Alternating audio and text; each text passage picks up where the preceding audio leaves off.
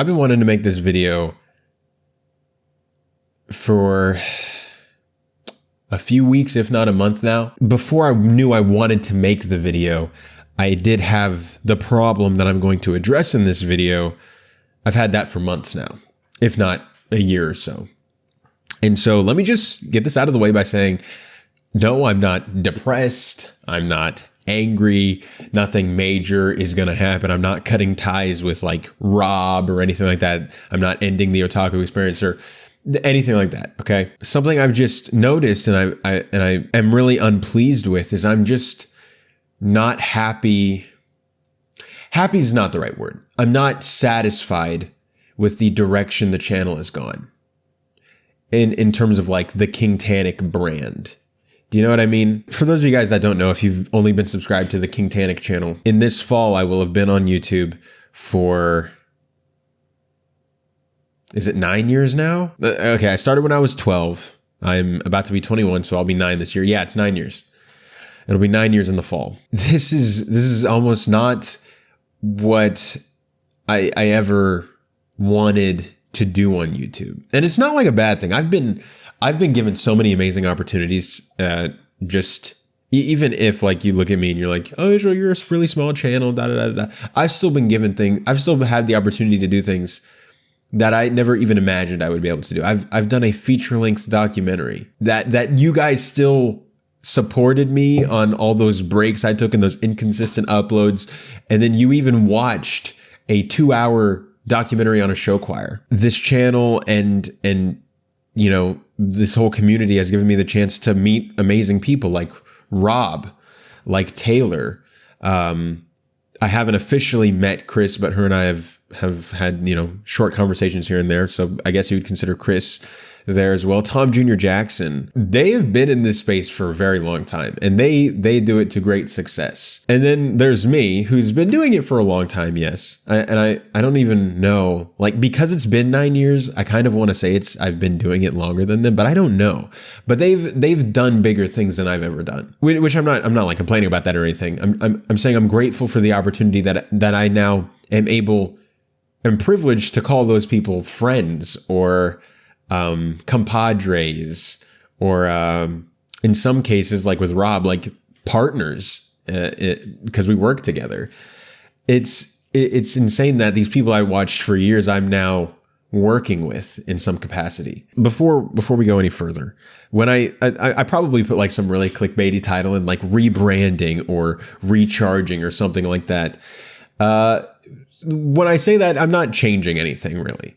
It's more like I'm changing something with me rather than with the channel. It's not like I'm ending a bunch of stuff or whatever. What I mean is, and let me take you back to the beginning, because it only makes sense. My view on things right now only makes sense if you go back to the beginning with me real quick. Okay, so I started a YouTube channel when I was 12. I was in 8th grade. I was very ugly, and I don't have any of those videos anymore because I've permanently deleted them. And I have like screenshots of them, but I don't have the actual videos anymore. At the time, I was a gaming channel because the people who I watched and who I loved the most, and who were the most impactful to me at the time, were Sunday, and this is in no particular order. It would have been Sunday, Markiplier, Jacksepticeye, PewDiePie, obviously, and who's the last one? Oh, Sky Does Minecraft. I know we don't really talk about Sky anymore, but back in the day, you know, when you're like that kid and you're like watching all these Minecraft plays and all these other things, my computer couldn't handle Minecraft. That's how poor I was. So I had to play things like Pop Tropica and stuff like that, or like Geometry Dash. And as the channels went on, so that was when I started that, I think the name was, I forget the order. Was that Israel Ultimate Gaming or was that Flubby 2.0? Because I had a friend whose YouTube channel's name was Flubby. And so I tried to like undercut him, like with like a joke between us. And I was like, oh yeah, I'm Flubby 2.0 now. But either way, I then continued that and I just changed the name of the channel and kind of upped the editing style and things like that. Probably about when I was like 14 or so. To, I think it was just Dr. Flubs, and then Dr. Flubs turned into Flubs, and then Flubs turned into Flubbernubs, which is this channel you're on, because all those channels were on a previous channel that I deleted because it got copy struck. Yeah, I know, copy struck at like age 16. And so I started this channel, which was Flubbernubs, and that's kind of 17 till now is kind of what that channel has been. All those gaming videos are off this channel as well, permanently deleted. I don't really have any screenshots of them or anything like that. When I graduated high school, I was about 18. I realized I wasn't happy playing games. Like, it just wasn't something I wanted to do. I was happy that I was able to have a community that watched. I was able to like be myself and be like, oh man, that's crazy, da da da da, in a way that would be kind of cringeworthy in real life, but on camera you can almost like play up that character, and people found it somewhat entertaining. The inspirations to first start my channel were Sunday, Sky Does Minecraft, Markiplier, Jacksepticeye, PewDiePie, those people.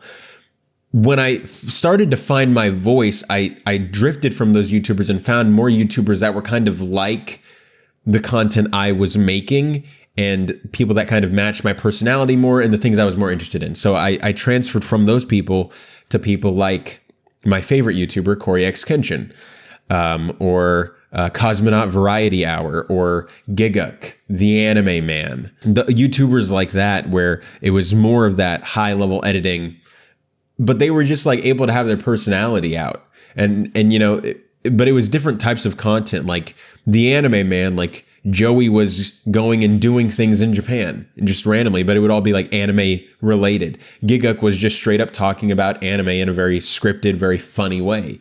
The Cosmonaut Variety Hour would always be like complaining about stuff, and he always sounded like exhausted.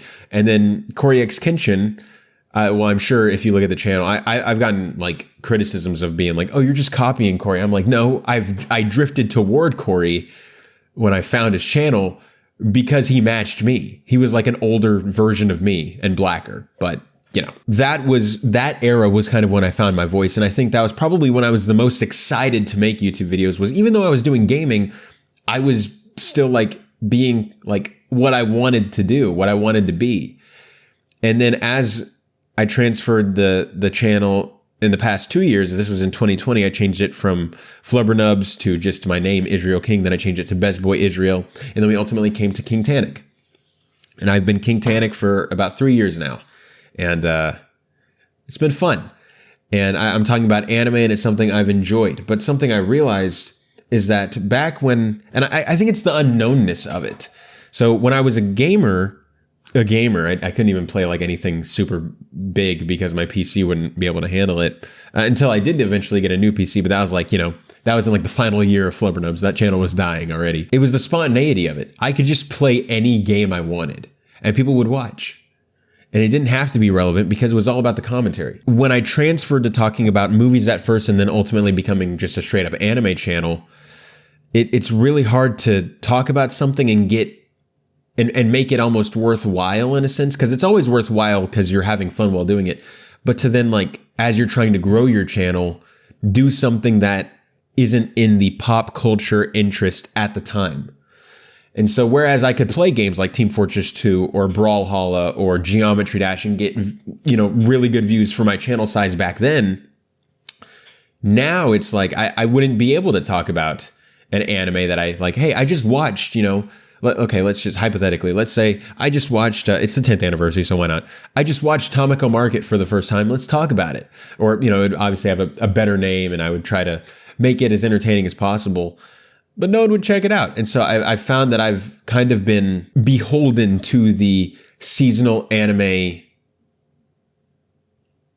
schedule, but there's only so much you can do with that. I can't upload as much as I want to anymore without like doing something that doesn't get views. I tried doing bad anime, like, hey, I thought this was a great idea. Let's search for the worst anime of all time by going through all the worst rated anime on Mal. I thought that was a great idea. No one cares about that series. Or Saturday, which is really hit or miss. Sometimes that is like really, really good, and that's like my most viewed video of the month, and then sometimes not. And so now my main videos are anime I'm watching in this season, and then the seasonal review. Those are the only videos you can count on. And then other than that, and you can't even count on seasonal reviews all that much. Other than that, I almost don't know what to do with the channel because there's so many things that I want to do that might not be worthwhile in this community. And then it's like, okay, so then do I go back to gaming? No, because I'm not really a gamer. I don't have really an interest in gaming. That's not really my thing. And I'm like, okay, maybe I could play like Genshin Impact and things that are applicable to the anime community, maybe. But it's still like that gamble. So what is Israel? What does all this mean? It probably wouldn't, you wouldn't even notice it from your side because I rarely upload as it is, but I'm probably going to take a good 2 weeks to recharge. The Otaku experience is still going to be happening. That's kind of been like the only consistent thing I've done this whole year is the Otaku experience every week. So if you want to see what I'm doing every week, you can go over to the Bur Network and subscribe to the Bur Network to check out the Otaku experience every Thursday. I think I'm going to take, a second, because when I first got into anime, or when I first started, because I got into anime like 4 to 5 years before I started doing anime as like content. But when I first started covering anime, it was really exciting because I was like, oh my gosh, I'm talking about something I'm genuinely interested in. And I was like still experimenting, like, ooh, what does this do? What is this? And I could do everything. But now that I've been doing this for like 2.5 years in terms of anime content, 3 years now, right? 2.5 or 3 years. That now it's like, well, now I can't really experiment on things that I know don't work. And it's like, oh my gosh, well, there's so many things. And I don't like to be a derivative YouTuber. I don't want to do things like there's some content that I'm like, I could do something like that. But then I'm like, no, because Gigux kind of trademarked that. And everyone would only see that as, oh, you're just copying. Or if I tried to do something that was like anime adjacent, but not like anime, and I tried to like go like to a manga store and do stuff like that, I'd be like, oh, you're copying the anime man. Or things like that. Or if I've tried pulling back on this because I've gotten so many criticisms of it, but if I actually just like let my personality show, and sometimes it shines through, or I guess the character personality shines up, people compare me to Corey Kenshin. And it's like, I'm always I'm like trapped in this box. And I'm at the point where I'm like the Joker now. I just don't care anymore, bro. Like, I'm just gonna like do what I do. And I don't want to be like this negative person who's like, who clearly has almost no joy in the content that they're making. And that's kind of where I am right now. There's no excitement to turn on the camera and do a video. There's no anything like that, because before I could just do it whenever I wanted to do it. And that was the fun of it. Like, I was still like, I'm going to do it because I want to do it. But now it's almost like I have to do it. Okay, when the anime season ends, it's only going to be relevant for this time. And so if you do it after this set amount of time, people won't watch the seasonal review and you'll put in 2 to 3 weeks of effort for nothing. Versus the first time I did a seasonal review, I was like, yo, wouldn't it be really cool? Because I'd never seen anyone do that before. Wouldn't it be really cool if we like had like a fully in-depth, like, just like, let's just talk in spoilers for like an hour about the anime we just watched this past season. And it's like, bro, the first time I did that, it was really, really fun. And I had so much fun that it then caused me to not be able to do it the second time because I watched too many anime. Because I was like, bro, that was so much fun. We got to do like 3 times that next time. And then I ended up not doing too much. And then with the documentary last year, which kind of just compounded on it, it was like I could only do those types of videos. And I think every YouTuber has that, where it's like this healthy mix. And even in Hollywood, it's like you do one for them and then you do one for you. It's kind of like that, where every now and then it's like you have to do a video for YouTube to keep your content somewhat relevant. And I know what you're thinking, Israel, shut up. You don't even have 900 subscribers, and you've said you've been doing this for 9 years. Yeah, and this is the most success I've ever had. So maybe I'm just not cut out for this. But of course, I'm still going to do the seasonal reviews because I wanted to do them, which is why I started them. But I'm not going to force myself to be in the mindset of I have to do them. If I start making a seasonal review, or if I finish a season of anime and I'm like, that season, honestly, in my opinion, was just kind of mid and I don't want to talk about it, I'm just not going to make a seasonal review for it because I know that the content won't be as good.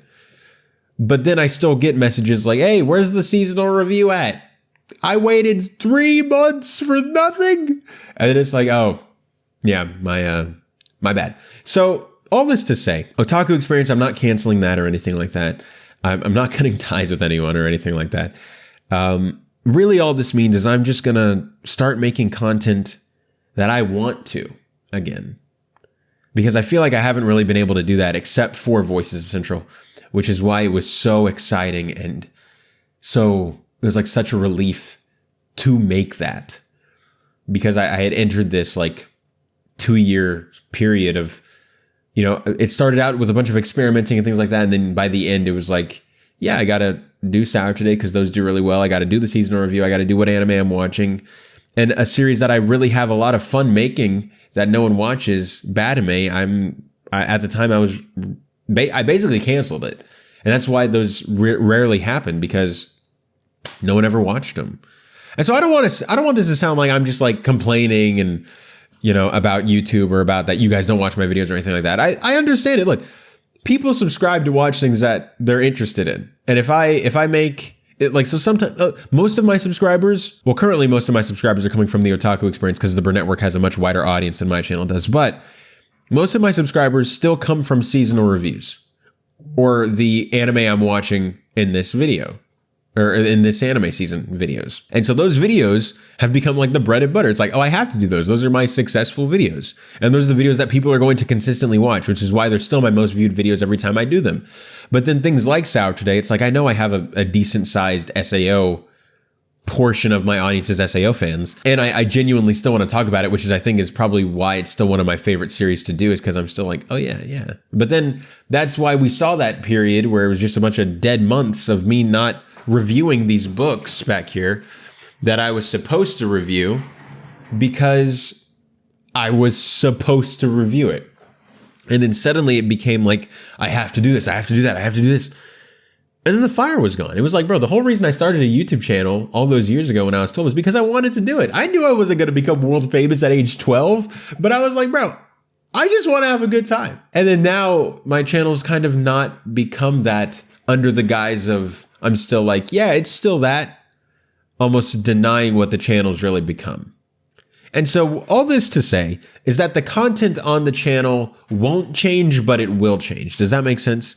So I'm still doing the seasonal reviews because I want to do them. I'm still doing the anime I'm watching because I like to talk about it, but they might change in terms of their style. I'm going to bring back Batime because I think that's just a really funny series.